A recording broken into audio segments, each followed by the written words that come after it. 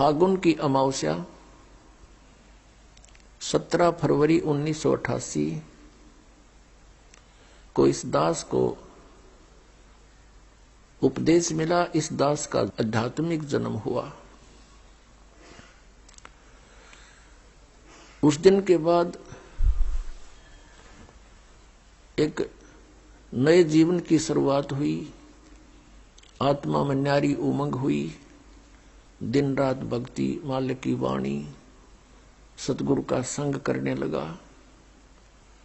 सन 1994 में दास ने कभी ये सोचा नहीं था स्वप्न में कि मुझे कोई ऐसा जिम्मेवारी की पोस्ट मिलेगी, दास को ये नौकरी मिलेगी या मजदूरी मिलेगी। कभी भी नहीं सोचा था। दास क्या करता था, अपने आसपास के संबंधी मित्रों को, वैसे जो भी संपर्क में आता था, परमात्मा का ज्ञान सुनाता था। उनको तैयार करके अपने गुरुदेव से उपदेश दिलाता था। सन 1994 के अंदर गुरुदेव ने, मैं कुछ भक्तों को नाम दिलाने लेकर गया था। ऐसे बैठे थे बरंडे में, सामने सैकड़ों भक्त विद्वान थे। उस समय मेरे पूज्य गुरुदेव जी की आयु लगभग 105-6 वर्ष की हो चुकी थी और इतना सुंदर चेहरा था, लाल शरीर था। 104 वर्ष की आयु में उनका चेहरा देखने योग्य था, वृद्ध अवश्य हो गए थे। और एकदम कहा कि रामपाल इधर आ। मैं बहुत पीछे बैठा था।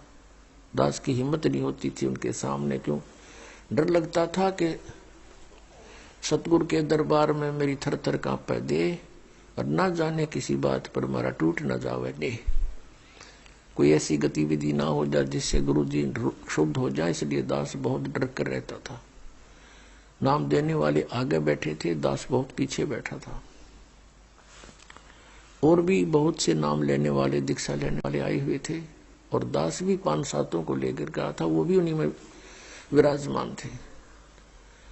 मुझे पुकारा, में आगे चला गया, बैठ जा, और कहा कि आज के बाद तू उपदेश दिया करेगा।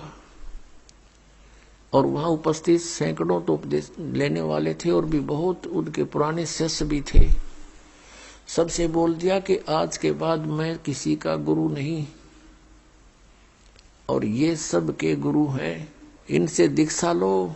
मैं एकदम घबरा गया, कति पसीने आ गए दास के, और वो तो अंतर्यामी थे। मैं इस चीज से डर गया कि इतने जिम्मेवारी की चीज कदे दादा ने करी ना, परदादों ने करी नहीं, कि तो देखा नहीं, अनुभव नहीं ऐसा। वो तो अंतर्यामी थे, समझ गए कि चिंता ना करना, तेरे साथ रहूंगा, तेरे साथ मेरा आशीर्वाद सदा बना रहेगा। और फिर कहा कि विश्व में तेरे समान संत नहीं होगा। ये सब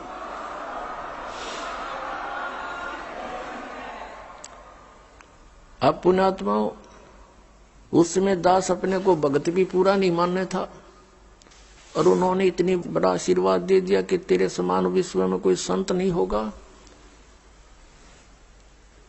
तो कहते हैं गुरु मेहर करे तो काग से हंस बना दे। उन्होंने अपनी मेहर से इस दास को, कौवे को हंस बनाया, अपने ही आशीर्वाद से संत बनाया।